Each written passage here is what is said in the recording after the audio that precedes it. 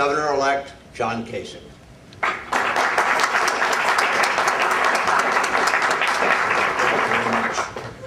Well, it's an exciting day for the state of Ohio because it is, we're about to make history here again. It's very exciting that we're going to have a new commander of the Ohio National Guard, and for the first time in Ohio history, Colonel Ashenhurst is going to be named the new Adjutant General of the state of Ohio. It's very exciting to me.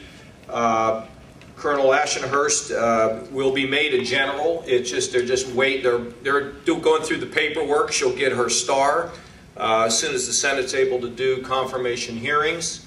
And she explained to me, since she's going to have this job, she'll automatically get a second star.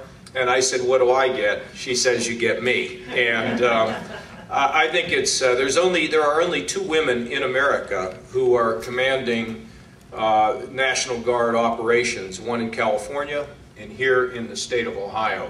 She has extensive experience. She is currently commanding a brigade of 3,000 guardsmen, and she's had some groundbreaking achievements, including creating a personnel battalion so that in fact people who could be deployed are in a position to be able to be the first people to be taken care of, as it ought to be the way. If you're going to deploy, you need to be in a position where all things should be delivered to you first.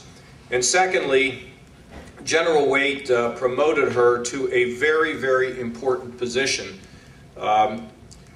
We are one of only 2 Homeland Response Force responders in the country.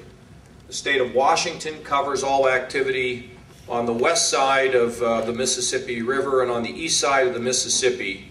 Ohio, under the leadership of Colonel Ashenhurst, she now commands a group of 560 guardsmen who will be first responders to any chemical, biological, or nuclear attack in the eastern part of the United States, any place east of the Mississippi. It's I think, a distinct honor for the state of Ohio. I'm very proud that we can name somebody to run the Guard who's had extensive experience here. Because frankly, as I met with the Colonel before we decided to move forward this, and we talked about the threat to the homeland here, and as she will tell you, there is great concern about activity here in the state of Ohio. One of the people that is part of the detail that from the Ohio Highway Patrol actually worked in the Joint Terrorism Task Force. He has talked to me about some of the threats that we have. I know that the Colonel, I call her Colonel, she's going to be the General. I guess I'm Governor-elect. You can call me Governor. If I can call you General, that would all be okay. The situation is that she'll run this Guard, but she has extensive experience in Homeland Security, and she's going to lead Ohio and the Guard into the 21st century. I'm very pleased, not just because she's a woman. We don't pick people on the basis of quotas or anything else. We pick the best that we can find. She is widely respected, highly thought of, and has extensive experience, 32 years in the National Guard. So she's going to have an opportunity to make sure that we perform the Homeland mission and the ability to respond to emergencies in the state of Ohio or emergencies around the country. And secondly, she will be involved in making sure that, that our guardsmen are properly trained and equipped as they take on missions in foreign theaters. And we currently have personnel, some located in Iraq, some located in Afghanistan. And so it's obviously critical that, that as we deploy, our National Guard gets the kind of training and equipment that they need to carry out the mission. I saw Secretary Gates about 2 weeks ago down at a conference in Washington.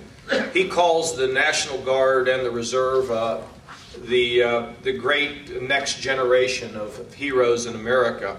You know, it used to be, and I think the Colonel will tell you this, it used to be that sort of the weekend warrior type of operation. It was the mentality of weekend warriors. That has significantly changed. Our Guard, our Reserve, they have to be ready to go. They have to be trained, they have to be equipped, and they have to be prepared. And they're a vital part of America's national security force. Without any further ado, I'd like to introduce the next Adjutant General of the state of Ohio, the first woman ever selected, Colonel Ashenhurst. Colonel?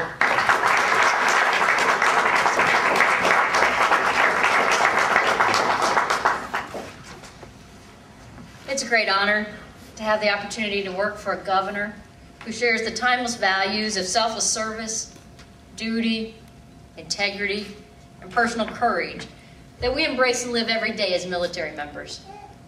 I've been on this journey with the National Guard for over 30 years, and being given the privilege to command at the highest level is an honor bestowed on very few. I understand the great responsibility I'm undertaking, and I look forward to serving the over 16,000 airmen and soldiers of the Ohio National Guard. I would be remiss if I didn't comment on the recognition that I am to be the first female general officer in the Ohio National Guard, and in turn, the first female adjutant general of the Ohio National Guard. Although I stand as an example to women in the Guard and other male-dominated fields to show that they too can be a leader of both men and women, what I truly hope to show is that leadership is not gender-specific. Governor-elect Kasich, or Governor Kasich, I like that a lot better. Thank you for this opportunity.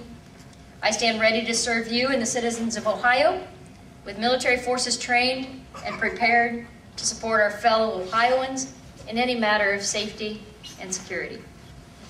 Thank you. Thank you all very much.